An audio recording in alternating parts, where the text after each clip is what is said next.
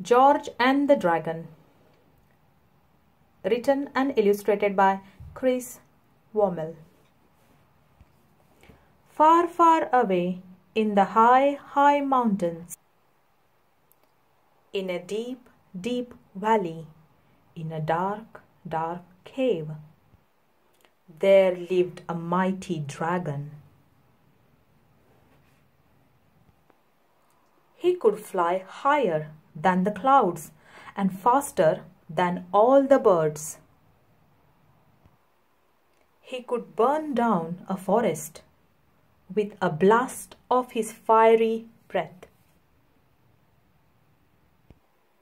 He could smash a castle wall with a flick of his mighty tail. And he could brush away an army with a sweep of his monstrous wing. There was nothing so fierce and so terrible as the mighty dragon. But he had a secret, a big secret. Well, actually a very small secret. He was terrified of mice, which was pity, because that very day a mouse moved into the cave just next door. His name was George. Now George didn't much care for the cave next door.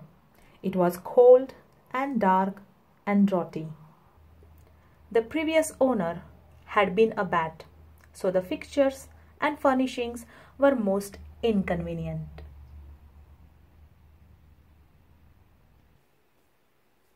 And the nearest cheese shop was miles and miles away.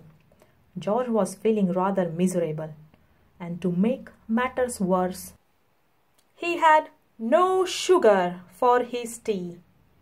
"I know," said George. "I will just pop next door and see if I can borrow some."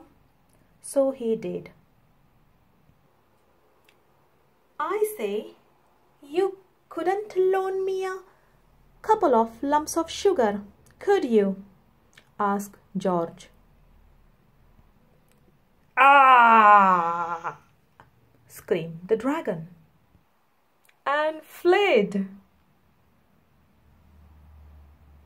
"Oh, blow!" groaned George. "No tea then."